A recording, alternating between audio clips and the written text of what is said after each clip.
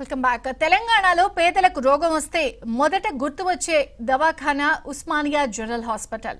తెలంగాణ నుంచే కాదు, కర్ణాటక, మహారాష్ట్రాల నుంచి కూడా ఉస్మానియా హాస్పిటల్ కు రోగులు క్యూ కడుతూ ఉంటారు. 100 సంవత్సరాలు దాటిన చరిత్ర. పేదలకు వైద్యం అందించడంలో పేరున్న వైద్యులుండడంతో ఇక్కడికే ఎక్కువగా వస్తూ ఉంటారు రోగులు. కానీ ప్రస్తుతం రోగులకు వైద్యం అందించే హాస్పిటల్కే సుస్థి వచ్చింది. వందలాది సంవత్సరాల చరిత్ర ఈ హాస్పిటల్ది. ఎంతో లక్షలాది మందికి వైద్యం అందించింది. అలాగే చూసుకున్నట్లయితే ప్రపంచం నలుమూలలకు కూడా ఎంతోమంది వైద్యులను అందించింది. కానీ ప్రస్తుతం ఈ ఉస్మానియా హాస్పిటల్కే వైద్యం చేయాల్సిన పరిస్థితి ఉంది. పూర్తిగా కూడా పాత బిల్డింగ్ క్లోజ్ అవ్వడం, కొత్త బిల్డింగ్ కట్టకపోవడంతో రోగులు కూడా అవస్థల పరిస్థితి కనిపిస్తుంది. ఇక్కడ బెడ్ దొరకాలంటేనే కష్టంగా ఉందని చెప్పేసి రోగులు ఆవేదన వ్యక్తం చేస్తున్నారు. ఒక పక్క ప్రభుత్వానికి గవర్నర్ కూడా ట్వీట్ చేసింది, కొత్త బిల్డింగ్ ఎప్పుడు కడతారని చెప్పేసి కూడా ట్వీట్ చేసింది.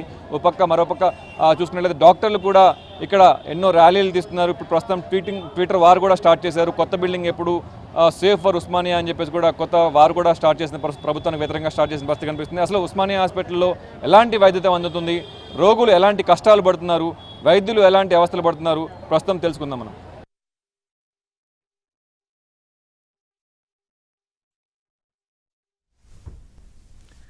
ఉస్మానియా హాస్పిటల్ 1500 బెడ్ కెపాసిటీ, 5000 వరకు ఓపీ కెపాసిటీ గల హాస్పిటల్ ఇది. కానీ హెరిటేజ్ బిల్డింగ్ శిథిలావస్థకు చేరుకోవడం, బిల్డింగ్ ను క్లోజ్ చేయడంతో బెడ్ కెపాసిటీ బాగా పడిపోయింది.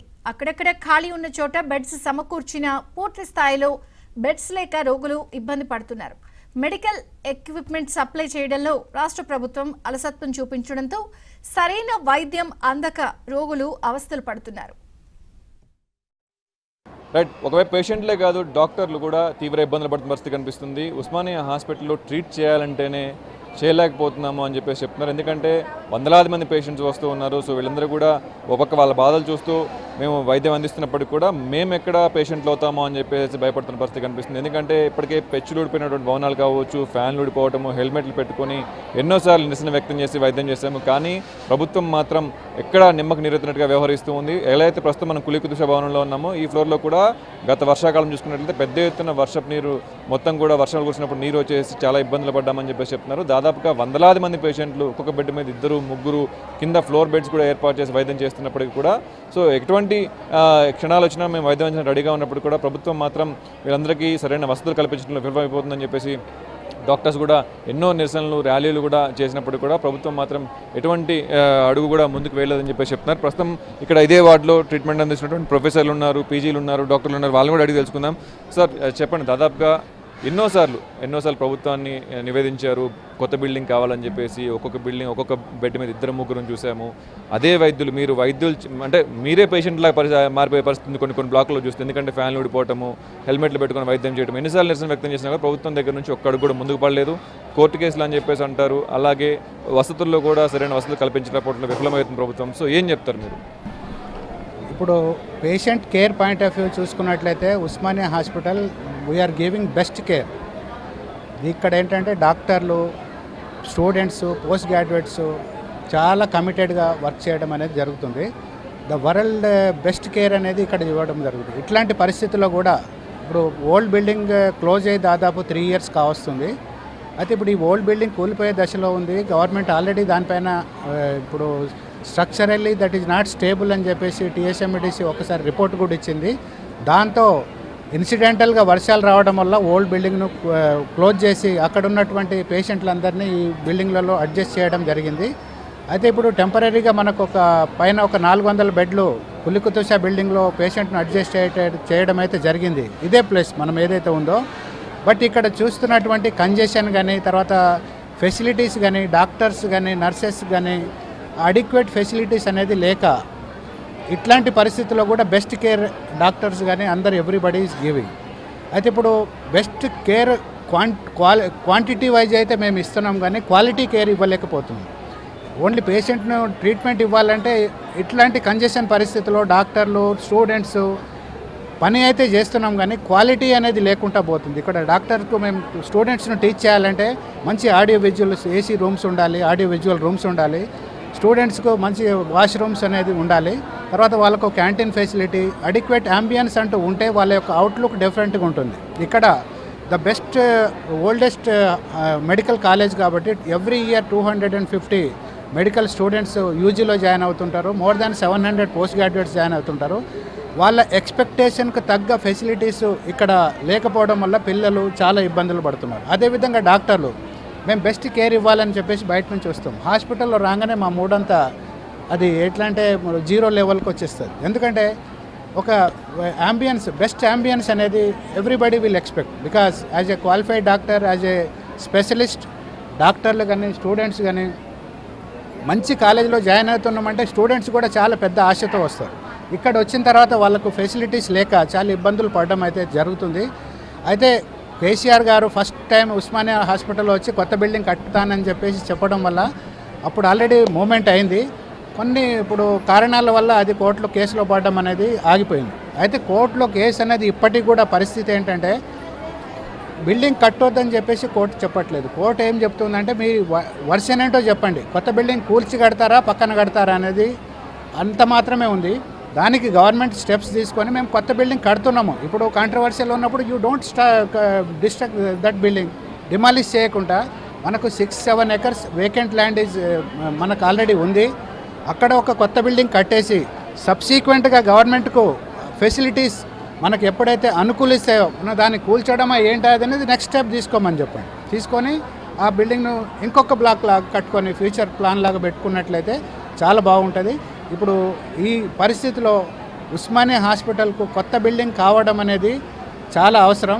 Thank you. సో మరొకసారి అంటే మిగతా డాక్టర్స్ కూడా అడిగి తెలుసుకుందాం. ప్రొఫెసర్ స్టూడెంట్స్ డాక్టర్స్ అందరూ ఉన్నారు. సో ఫెసిలిటీస్ ఎలా ఉన్నాయని చెప్పేసి చూద్దాం. ఎందుకంటే వందలాది మంది పేషెంట్స్ వస్తూ ఉంటారు ఇక్కడికి. మీరే గ్రౌండ్ లెవెల్లో ఉండి వాళ్ళందరినీ కూడా రిసీవ్ చేసుకొని చేస్తూ ఉంటారు.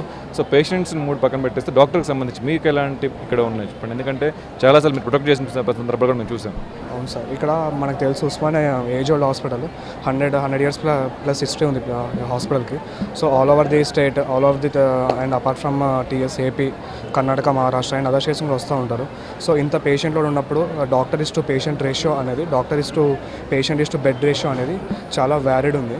ఎందుకంటే డాక్టర్స్ లైక్ తక్కువ ఉన్నారు ఫస్ట్ పాయింట్, అండ్ ఇంకోటి పేషెంట్స్ అదే విధంగా ఎక్కువ ఉన్నారు. అండ్ ఆల్సో సెకండ్ పాయింట్ ఏంటంటే బెడ్స్ కూడా availability of beds on each day on admission basis చాలా తక్కువ ఉన్నాయి. ఎందుకంటే 15 beds to 20 beds in each ward ఉంటుంది యాక్చువల్గా. బట్ పేషెంట్స్ ఏమో మన ఒక డేకి 40+ అడ్మిషన్స్, 50+ అడ్మిషన్స్ అవుతాయి. సో ఇంతమంది పేషెంట్స్ అంటే ఒక్కొక్క బెడ్ పైన 2+ పేషెంట్స్, 3+ పేషెంట్స్ ఉండటం వల్ల పేషెంట్కి అనేది హ్యాంపర్ అవుతుంది. ఎందుకంటే క్రాస్ ఇన్ఫెక్షన్ వచ్చే ఛాన్సెస్ ఉన్నాయి. ఒక పేషెంట్ నుంచి ఒక పేషెంట్ వచ్చే ఛాన్సెస్ ఉన్నాయి. డిస్పైట్ మేము ఎంత ప్రివెంటివ్ మెజర్స్ చెప్పినా సరే ఇంత క్రాస్ ఇన్ఫెక్షన్ వచ్చే ఛాన్సెస్ ఉన్నాయి. సో ఈ విధంగా ప్రాబ్లమ్స్ ఫేస్ చేస్తున్నామండి. ఉస్మానియా హాస్పిటల్ అనేది కొత్తగా చేస్తే అండ్ కొత్త హాస్పిటల్ కడితే అందరికి చాలా ఉపయోగం ఉంటుంది. Thank you. ప్రతిభా గారు మీరు చెప్పండి. ఎందుకంటే మీరు చూస్తున్నారు, క్రౌడ్ ఫుల్గా ఉంది. సో ఒక్కొక్క పేషెంట్కి ఒక్కొక్క బెడ్ కూడా సరిపోవట్లేదు. అంటే జనరల్ ఒక బెడ్ మీద 2 పేషెంట్లు ఉంటున్నారు. సో ఈ గ్రౌండ్ రియాలిటీ మనం చూస్తూనే ఉన్నాము. మీరు అంటే ప్రభుత్వం మాత్రం బంగారు తెలంగాణ మేము బాగా చేస్తున్నాం అని చెప్పేసి అంటున్నారు. సో సిటీ చుట్టుపక్కల చూసుకున్నట్లయితే సూపర్ స్పెషాలిటీ హాస్పిటల్ అని చెప్పేసి అంటారు. సో ఎక్కడెక్కడ కట్టిస్తామని చెప్పి, కానీ ఒక్కటి కూడా ఇంతకు ముందడుగు పడలేదు. కానీ భారం మాత్రం ఉస్మానియా మీద పడతా ఉంది. రోజుకి అవుట్ పేషెంట్స్ పెరుగుతున్నారు, బెడ్స్ సరిపోవట్లేదు. ఈవెన్ గవర్నర్ కూడా దీని మీద స్పందించినా కూడా విరుచుకుపడుతుంది ప్రభుత్వం కూడా. ఉస్మానియా మీద మిగతా కనిపించట్లేదు, ఉస్మానియా అనే ఎందుకు అని చెప్పేసి. వాళ్ళు ఏమన్నారు ఉస్మానియాని ఎందుకు చూడట్లేదు అని చెప్పేసి చెప్తున్నారు. సో ఏం చెప్తారు మీరు గ్రౌండ్ రియాలిటీ, మీ డాక్టర్స్గా మీరు ఎటువంటి ప్రాబ్లమ్స్ ఫేస్ చేస్తున్నారు ఇక్కడ? చాలా ప్రాబ్లం ఉందండి ఇక్కడ హాస్పిటల్లో, ఎవ్వరు కూడా దాన్ని డినై చేయలేరు. మన ముఖ్యమంత్రి కేసీఆర్ గారే ఫస్ట్ ఆ ప్రాబ్లమ్ని గుర్తించి కడతామని అన్నారు. కానీ ఏ కారణాల వల్ల ఆగిపోయిందో తెలియదు, అది కోర్టులో నుంచి ఎందుకు బయటికి రావట్లేదో తెలియదు, ఎందుకు మరి ఇన్ని సంవత్సరాల డిలే ఎందుకు అవుతుందో తెలియదు. ఖచ్చితంగా అందరికన్నా ఎక్కువగా ఇక్కడ ఉస్మానియా వైద్య విద్యార్థులు ఇబ్బంది పడుతున్నారు. ఎందుకంటే వాళ్ళకి టీచింగ్ సరిగ్గా అందించలేకపోతున్నాము, వైద్యులు ఇబ్బంది పడుతున్నారు, రోగులు ఇబ్బంది పడుతున్నారు. సో ఇవన్నీ అందరికీ కనిపిస్తున్న విషయమే. కాబట్టి కారణం ఏంటి అనేది మాత్రం గవర్నమెంటే డిసైడ్ చేయాలి. ఎంత తొందరగా అయితే అంత తొందరగా కొత్త బిల్డింగ్ కట్టాల్సిన అవసరం అయితే ఖచ్చితంగా ఉంది. అది కట్టే వరకు ఈ సమస్య మాత్రం పరిష్కారం అవ్వదు. ఒక ప్రెస్టీజియస్ ఇన్స్టిట్యూట్ ఇలాంటి ఒక సిచ్యువేషన్కి రావడం అనేది ఖచ్చితంగా అందరూ బాధపడాల్సిన విషయమే. బంగారు తెలంగాణలో ఇన్ని కొత్త మెడికల్ కాలేజెస్ వస్తున్నాయి. లాస్ట్ ఇయర్ 8-9 మెడికల్ కాలేజెస్ వచ్చినాయి 2 yearsలోనే. కొత్తగా 17 మెడికల్ కాలేజ్లో అడ్మిషన్స్ జరుగుతున్నాయి. కానీ హైదరాబాద్లో ఉన్న ఇంత గొప్ప ఇన్స్టిట్యూట్ ఎందుకు దీన్ని మళ్ళీ ఎందుకు కట్టలేకపోతున్నారు, లేకపోతే దీనికి మళ్ళీ పునర్వైభవాన్ని ఎందుకు తీసుకురాలేకపోతున్నారు అనేది ప్రభుత్వమే ఆన్సర్ చేయాలి. కానీ అంతకన్నా ఎక్కువైతే మనం ఏం చెప్పలేము. ఇబ్బంది మాత్రం చాలా అవుతుంది. వైద్యులు కూడా ఇక్కడికి ఫస్ట్ అంటే ఇంతకుముందు ఎంబీబీఎస్ సీట్స్ తీసుకునేవాళ్ళు ఫస్ట్ ప్రిఫరెన్స్ ఉస్మానియా, గాంధీ అలా ఉండేది. కానీ ఇప్పుడు అడ్మిషన్ తీసుకున్న వాళ్ళు కూడా వెనక్కి వెళ్ళి వేరే కాలేజ్లో జాయిన్ అవుతున్న వాళ్ళు కూడా మనకు కనిపిస్తున్నారు, మనకు తెలిసిన వాళ్ళు కూడా ఉన్నారు. సో ఎందుకు అని అంటే only because of this building. మిగతా అన్ని అఫిలియేటెడ్ హాస్పిటల్స్ ఎంత బాగున్నాయి, కాలేజ్లో ఎంత బాగుంది, కాలేజ్లో ఈవెన్ టీచింగ్, స్కిల్ ల్యాబ్స్ అవన్నీ చాలా బాగా ఇంప్రూవ్ అవుతున్నాయి. ఇది ఒక్క బిల్డింగ్ మనకు ఒక లోపం లాగా అయిపోయింది. సో ఈ లోపాన్ని కూడా సవరించగలిగితే చాలామంది వైద్యులకు ఒక మోటివేషన్ ఉంటుంది వర్క్ చేయడానికి, స్టూడెంట్స్కి ఇక్కడికి రావడానికి మోటివేషన్ ఉంటుంది. పేషెంట్స్కి అయితే అసలు చుట్టుపక్కల ఉన్న ఎన్నో స్టేట్స్ పేషెంట్స్ ఇక్కడికి వస్తారు. పర్టికులర్లీ సూపర్ స్పెషాలిటీస్ విషయానికి వస్తే మాత్రం ఇప్పటికీ కూడా ఉస్మానియానే best compare to other hospitals in Telangana, all over the Telangana. So super speciality విభాగానికి వచ్చే పేషెంట్స్ ఇక్కడికి డిఫరెంట్ స్టేట్స్ నుండి కూడా వస్తారు. అక్కడ ఇప్పటికీ కూడా సర్వీసెస్ వైజ్, డాక్టర్స్ వైజ్ అవన్నీ విషయాల్లో మా వల్ల అయినంత వరకు చేస్తున్నప్పటికీ ఈ బిల్డింగ్ ఆంబియన్స్ అట్లాంటి చిన్న చిన్న కరెక్షన్స్ చేయలేకపోవడం వల్ల ఇబ్బంది అయితే చాలా అవుతుంది పేషెంట్స్ కూడా. So as early as possible government decision తీసుకోవాలి, కొత్త బిల్డింగ్ కట్టాలి. మేము ఫ్రీగా వైద్యం అందిస్తామని చెప్పేసి కూడా అటు మహిళా డాక్టర్లు కావచ్చు, పీజీలు కావచ్చు, అందరూ కూడా జూనియర్ డాక్టర్స్ కూడా చెప్తున్న పరిస్థితి కనిపిస్తుంది. ఇప్పటికే సేఫ్ ఫర్ ఉస్మానియా కావచ్చు, జస్టిస్ ఫర్ ఉస్మానియా కావచ్చు, ఇలాంటి రకరకాల నినాదాలతో అందరూ కూడా అటు గవర్నర్ కూడా మనకు వీళ్ళందరూ సపోర్ట్ చేస్తూ ఉంది, ట్వీట్ చేస్తుంది కొత్త బిల్డింగ్ ఎప్పుడు కడతారో అని చెప్పేసి. ఇంతమంది చెప్తున్నప్పుడు కూడా ప్రభుత్వం ఎందుకు వెనకడుగేస్తుంది, ఒకసారి దీని మీద దృష్టి పెట్టాలని చెప్పి మాత్రం ఇక్కడ ఉన్నటువంటి డాక్టర్స్ అయితే కోరుతున్న పరిస్థితి కనిపిస్తుంది.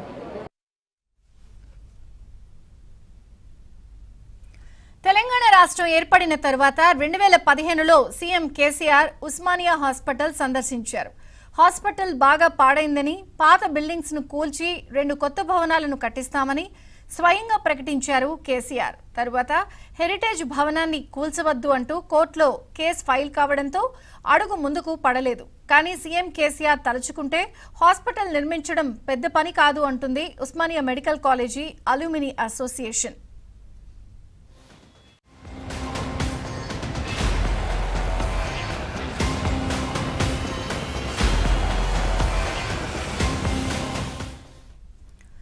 సెక్రటేరియట్ కూడా హెరిటేజ్ బిల్డింగ్ కదా, వాటిని కూల్చి కొత్త భవనం నిర్మించినప్పుడు రోగులకు అవసరమైన ఉస్మానియాను కట్టించడం పెద్ద పని కాదు అంటున్నారు. ఒకవేళ హెరిటేజ్ బిల్డింగ్ కూల్చకపోయినా ఉస్మానియాలు కొత్త భవనాలు కట్టేందుకు అవకాశం ఉందన్నారు.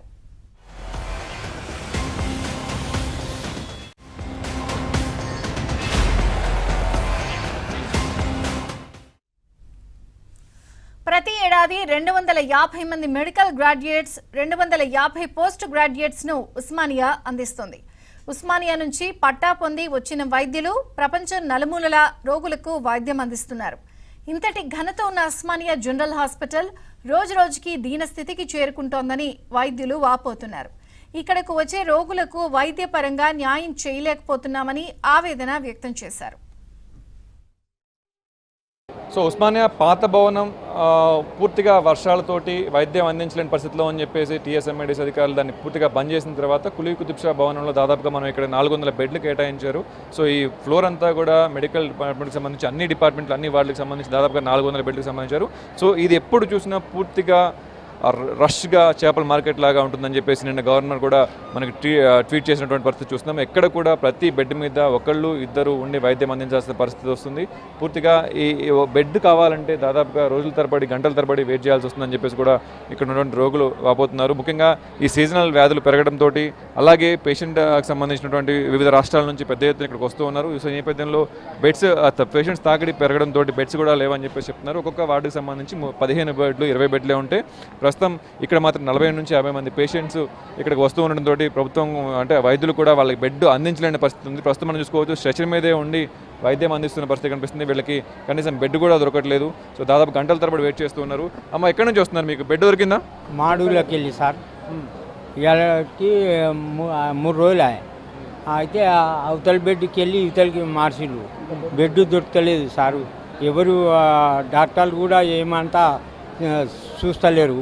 3 రోజులు అవుతుంది, అట్టే కడుపు ఉప్పుతుంది, గోళీలు మాటకం వేస్తారు.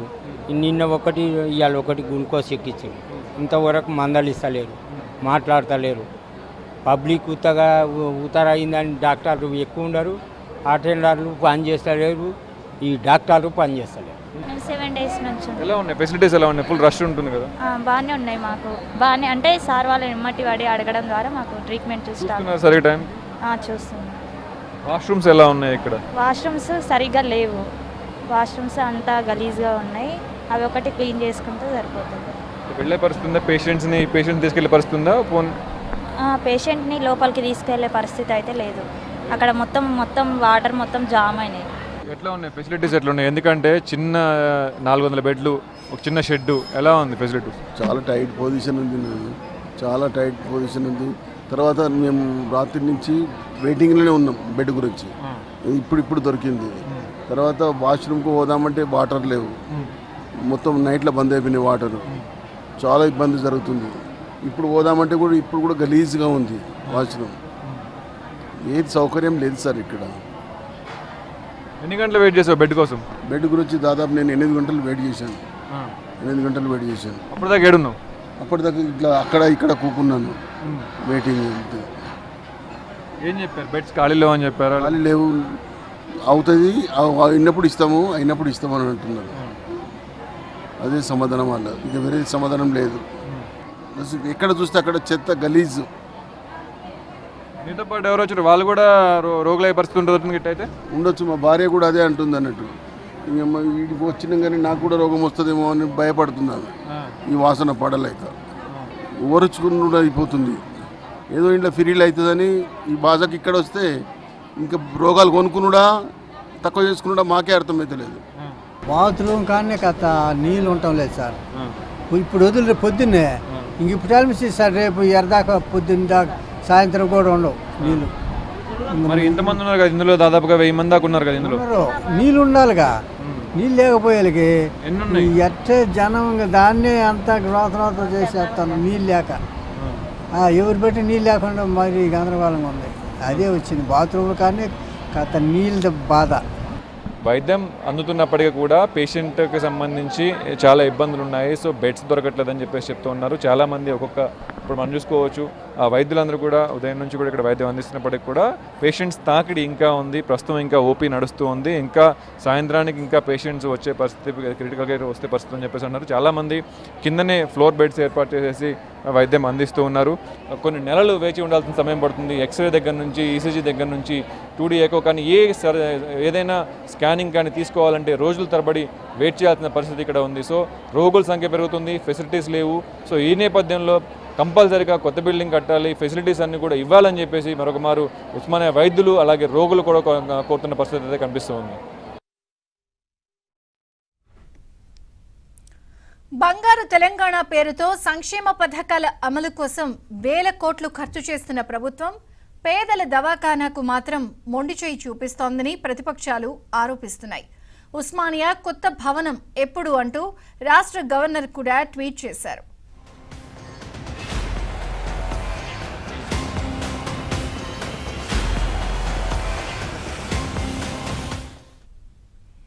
ప్రస్తుతం ఓపీలతో పాటు ఐపీలు కూడా భారీగా పెరిగిపోయాయని, పాత భవనం మూసివేయడం వల్ల ఆసుపత్రిలో బెడ్ల కొరత ఎక్కువగా ఉంది అంటున్నారు ఆసుపత్రి సూపరింటెండెంట్ నాగేంద్ర వెల్లడించారు.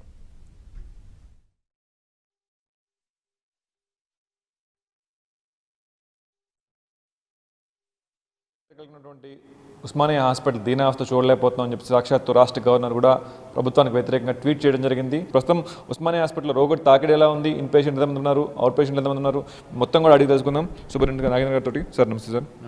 ఉస్మానియా హాస్పిటల్ మీద ఎక్కడ చూసినా కూడా అంటే వైద్యులు కావచ్చు ప్రభుత్వానికి వ్యతిరేకంగానే కనిపిస్తూ ఉంది. ఉస్మానియా హాస్పిటల్లో రోగుల అవస్థల మీద పూర్తిగా అందరూ కూడా ట్వీట్ చేస్తున్న పరిస్థితి కనిపిస్తుంది. ఏం చెప్తారు సార్? యాక్చువల్లీ 2019 జూలైలో ఈ మన ఉస్మాన్ హాస్పిటల్ పాత బిల్డింగ్ క్లోజ్ చేయడం జరిగింది. 589 బెడ్స్, ఒక 3 థియేటర్లు, 5 డిపార్ట్మెంట్లను ఇమీడియట్గా తరలించడానికి ప్రయత్నం జరిగింది. దాని ద్వారా కొన్ని మనము ఇక్కడ షెడ్ కన్స్ట్రక్షన్ చేసుకొని అక్కడ తర్వాత థియేటర్లు వేరు ప్రాంతాలలో మనము అకామిడేట్ చేసుకోవడం జరిగింది. ఈ మధ్యకాలంలో గవర్నమెంట్ హాస్పిటల్ బలోపేతం అవ్వడం వల్ల అందులో భాగంగా మన హాస్పిటల్లో కూడా రకరకాల కొత్త ప్రొసీజర్లు కూడా మనం పెట్టుకోవడం జరిగింది. అది నీ జాయింట్ రిప్లేస్మెంట్లే కానీ, హిప్ జాయింట్ రిప్లేస్మెంట్లు, తర్వాత ఆర్థ్రోస్కోప్స్, తర్వాత ట్రాన్స్ప్లాంట్స్, లివర్ కిడ్నీ ట్రాన్స్ప్లాంట్స్, తర్వాత లేజర్ సర్జరీస్, తర్వాత pain clinics, transgender clinics, skin bank, ఇట్లా రకరకాల ఇన్ఫ్రాస్ట్రక్చర్ అంటే ఫెసిలిటీస్ అవైలబుల్ చేయడం వల్ల విపరీతమైనటువంటి పేషెంట్లు రావడం జరుగుతుంది. అందరికీ మేము గవర్నమెంట్ ఇన్స్టిట్యూట్ కాబట్టి ఎవరికి మేము రిజెక్ట్ చేసే పరిస్థితి లేదు. తర్వాత మనకి పాత బిల్డింగ్ క్లోజ్ అయిన తర్వాత మెల్లమెల్లగా మనం అన్ని సౌకర్యాలను కల్పించుకుంటూ ఇప్పుడు 1162 బెడ్స్కు మనం తీసుకురాగలిగినాం.